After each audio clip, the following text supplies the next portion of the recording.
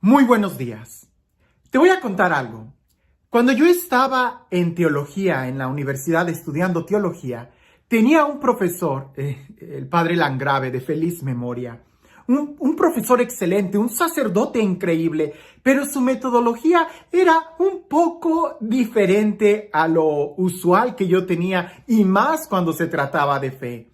Porque él, cuando explicaba la clase, él era muy agudo, muy preciso. A veces exageraba mucho para decir y que pudiéramos entender claramente en la materia. Él nos daba los evangelios sinópticos. Pero cuando se trataba en el examen, él solía plantear lo contrario. Es decir, en el examen a él le gustaba, él prefería el examen oral, que estábamos uno a uno frente a él, y usualmente él agarraba una postura herética, alguien que está equivocado en la teología, y él defendía su punto de vista, que era un error. Y nosotros sabíamos que era un error porque él lo decía: ustedes tienen que debatirme para que ustedes puedan probar que sí saben. Y él, cuando estábamos en esos exámenes, salíamos tan convencidos, tan seguros. Su método era muy bueno. Era un método de confrontación, era un método de choque, era un método tan diferente, pero que en realidad nos ayudaba mucho a aprender, porque incluso entre los compañeros andábamos nosotros tratando de disuadirnos o persuadirnos más bien uno al otro para saber qué postura iba a tomar el maestro después de que nos había explicado la teología, la estructura, la historia, el género literario del evangelio. Él quería que le demostráramos. Bueno, ¿por qué te digo esto? Porque parece que la vida es así. Cuando más mal nos va, es cuando más aprendemos a vivir. Cuando más nos azota la vida, es cuando más crecemos. En cambio, cuando todo está en laureles, difícilmente nos animamos a esforzarnos. Difícilmente aprendemos a valorar las cosas cuando todo está de maravilla. Es ahí cuando tenemos algún reto, que es cuando empezamos a crecer. Jesús en el Evangelio el día de hoy parece que utiliza ese método de confrontación, porque en un principio pareciese que Él no va a hacer el milagro. Al contrario, parece que hasta regaña. Y al final termina realizando el milagro, pero no sin antes haber pronunciado una enseñanza. Una enseñanza que el día de hoy nosotros tenemos que escuchar. Porque Jesús sigue siendo tan desconcertante y al mismo tiempo tan asombroso. Nos sigue maravillando y sigue siendo el mismo ayer, hoy y siempre. Escucha lo que dice el Evangelio. Pasando los 2 días, partió de allí para Galilea, pues Jesús mismo había afirmado que un profeta no goza de prestigio en su patria.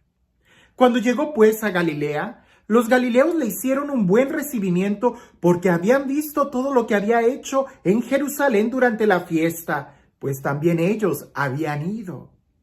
Volvió pues a Canaán de Galilea, donde había convertido el agua en vino. Había un funcionario real cuyo hijo estaba enfermo en Cafarnaúm. Cuando se enteró de que Jesús había venido de Judea a Galilea, fue a rogarle que bajase a curar a su hijo porque estaba a punto de morir. Jesús le dijo: si no veis signos y prodigios, no creeréis. El funcionario replicó: Señor, baja antes de que mi hijo muera. Jesús le dijo: vete, que tu hijo vive. Creyó el hombre en la palabra que Jesús le había dicho y se puso en camino. Cuando bajaba, le salieron al encuentro sus siervos y le dijeron que su hijo vivía. Él preguntó entonces la hora en que se había sentido mejor. Ellos le respondieron: ayer, a la hora 7ª, le dejó la fiebre. El padre comprobó que era la misma hora en que le había dicho Jesús: tu hijo vive. Y creyó él y toda su familia. Este fue el segundo signo que Jesús hizo cuando volvió de Judea a Galilea. Me agrada mucho cómo Jesús, o el Evangelio de San Juan, prefiere utilizar la palabra signo en lugar de milagro. Porque al final de cuentas los milagros son signos. ¿Y qué son los signos? Algo que apuntan a una realidad mayor, a algo que está como escondido, que tú por lo pronto no puedes ver. Como los signos de tráfico. Cuando vas manejando y ves que en la carretera hay una flechita que se mueve, sabes que más adelante el camino va a empezar a zigzaguear. Bueno, así son los signos. Así son los milagros. Señalan a algo que va más allá. Pero curiosamente Jesús empieza a decir, si ustedes no ven signos, no creen. Y aquel hombre le insiste, ven a mi casa pronto. Así, me imagino que el hombre dice, Señor, tus sermones luego, ven por favor a mi casa. Y Jesús le va a decir, pero es que no entiendes que si no ves signos, ¿no crees? Y el hombre se queda, ¿qué tiene que ver eso? Yo quiero que sanes a mi hijo. Ay, una vez, lo digo con mucho respeto, con mucho corazón y un corazón de pastor. A mí me duele mucho cuando me piden que bendiga algunos sacramentales. Recuerdo particularmente una persona que me pidió que si podía bendecir agua y aceite y sal. Y le dije, sí, claro, nada más espérame después de la misa y voy y traes el agua y te los bendigo. Y yo estaba saludando a la gente. Y ya cuando termino, veo a la persona y le digo, ¿dónde está lo que quieres que te bendiga? Y me dice, padre, está en la camioneta, ¿podemos ir? Y yo le dije, no, tráelos y aquí yo te los bendigo. Y me dice la persona, padre, pero es que es mucho, no puedo traerlo. Y yo me quedé, ¿cómo que es mucho? Y dice, sí, pues son algunos garrafones y cajas de aceite de esos botes que quiero que bendiga. Y yo me sorprendí y le dije, no te estoy entendiendo. ¿Qué es lo que quieres que haga? Ella me dijo, pues padre, son varios garrafones, son varios galones de aceite y también son paquetes grandes de sal. Entonces traerlos aquí pues no puedo, están muy pesados. Por eso prefiero que usted vaya al carro. Y yo le dije, ¿para qué quieres todo eso? Y me dice, pues usted sabe, padre, para usarlo, para ahuyentar el mal y esto y esto y esto. Y yo le dije, no estás entendiendo. Los sacramentales son esos sacramentales signos que nos ayudan a nosotros a poder ponernos como en sintonía con la presencia de Dios. Pero tanta agua, tanto aceite, tanta sal, no estás entendiendo, no es superstición. Por ahí cuentan un padre que él dijo que en tal día iba a bendecir agua, sal y aceite y pareciese que la iglesia era más como un Walmart, porque estaba lleno de tantas cosas. Y el padre se sorprendió y dijo, no, hay que dar una catequesis. Es seguramente lo que a Jesús le pasó. La gente quería que Jesús viniera, que lo tocara, que tocara a los enfermos, que hiciera esto y aquello, no sé, que hiciera barro y se lo pusiera en los ojos a todas las personas, que hiciera esos prodigios. Y Jesús dice, ¿es que no creen? La gente sí creía en Jesús, por eso le estaba pidiendo el milagro. Pero exactamente qué clase de fe era la que la gente tenía. La fe que tenía la gente en Jesús era la fe para que lo sanara. Pero esa no es la fe que Jesús quiere. Esa no es la fe que Jesús espera. Esa no es la fe que Él quiere que nosotros tengamos. Entonces, ¿cuál es la fe que Jesús quiere que nosotros tengamos? Pues la fe en la pureza de lo que significa creer y adherirnos. Creer en la palabra de Jesús y adherirnos a Él, a su persona. Jesús le dice al hombre, tu hijo vive, ve. Y el hombre creyó. Ya no necesitó que Jesús fuera y tocara a su hijo. Creyó. Y creyó él y toda su familia. Sorprendente esto, date cuenta. Aquel hijo que sanó, ¿dónde está? Ya se murió. Es decir, los milagros que Jesús hace son solamente signos donde atrás hay una enseñanza. ¿Cuál es la verdadera enseñanza? Vivir. Aprender a vivir, aceptar la vida que Jesús nos está ofreciendo. No es creer en que Dios puede hacer mis caprichos. No es creer en que Dios va a hacer lo que yo quiero que Él haga. Esa no es la fe. Dios es Dios.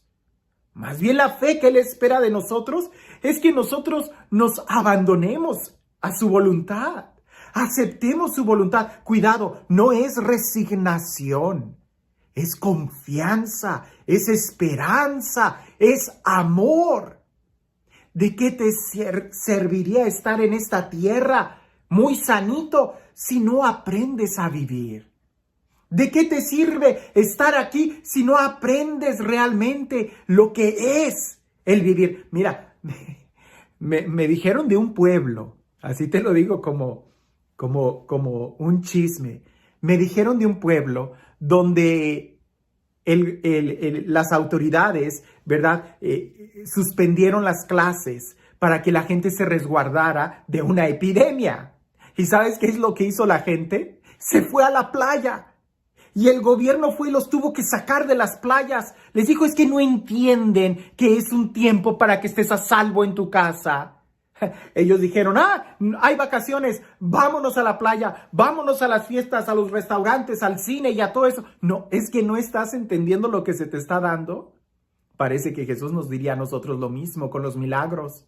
Es que no estás entendiendo que no se trata de pedir esta vida biológica, sino más bien de aprender a vivir y a disfrutar cada día de nuestra vida. Y para eso hay que creer en Él, hay que confiar en Él, hay que conocerlo, hay que aceptarlo a Él. La vida que Él nos da trasciende, es aprender a vivir el aquí y el ahora y para la eternidad. Si tú le tienes tanto miedo al aquí y al ahora, es porque todavía no estás seguro de la eternidad. Es porque todavía no has conocido la vida. Es porque todavía no sabes qué importante es el aceptar a Dios. Oí a alguien que decía, ustedes no le tienen miedo a un virus, ustedes no le tienen miedo a la muerte, no le tienen miedo a morir. En realidad a lo que le tienen miedo es de que no han encontrado la paz. No han encontrado el amor, no han encontrado la confianza. Y ahí sí tienes que tener miedo. Porque aunque no hubiera ningún virus, la actitud y ese miedo encerrado en ti va a continuar. Date cuenta y aprende de esto, que es tiempo de reflexionar y de despertar en nosotros una fe en Dios. No exigiéndole nuestros caprichos, sino tratando de ver cómo Él nos mira. Y este Dios, el Dios del amor, el Dios de la vida, el Dios de la gracia, el Dios que sale a nuestro encuentro, el Dios que nos ama y nos busca, que sea Él quien el día de hoy te bendiga. En el nombre del Padre, del Hijo y del Espíritu Santo. Hablando de diferentes fe, la fe que cree en que se cumpla mi capricho o la fe en alguien que confía en Dios, que lo ama. Bueno, pues parece que es como el oído. Todos escuchamos, pero todos escuchamos de manera diferente. Había dos primos. Uno de ellos creció en la ciudad, el otro creció en el campo. El del campo vino a visitar al primo de la ciudad porque el primo de la ciudad siempre estaba ocupado en sus negocios. Y aquel primo de la ciudad lo llevó a que conociera el centro, el downtown de aquella ciudad. Y cuando van caminando, el primo del campo le dice, ¡oye, escucha! Es un pájaro. Hay un pájaro que está cantando muy bonito. Y el primo que había crecido en la ciudad le dice, ¿estás loco? Aquí en la ciudad no hay ningún pájaro, no hay ninguna ave. Las aves y los pájaros están en el bosque. Tú sigue caminando que llevamos prisa. Y cuando van caminando, aquel primo del campo agarra una moneda y la deja caer en el suelo. El primo de la ciudad voltea y dice, ¿se te cayó una moneda? Y aquel primo del campo le dice, tus oídos solamente escuchan lo que quieren escuchar. Allá atrás había un pájaro que estaba cantando y tú fuiste capaz de escuchar una moneda que se cayó al suelo. ¿Qué es lo que tú eres capaz de escuchar el día de hoy? La voz y la enseñanza de Jesús que quiere hablarnos a lo más profundo de nuestro corazón. ¿O solamente estás escuchando las malas noticias exteriores y quieres signos maravillosos cuando se te olvida que lo más importante es lo que sucede en el interior? ¿Qué es lo que estás escuchando? ¿Qué tipo de fe es la que tenemos? Que tengas un excelente día.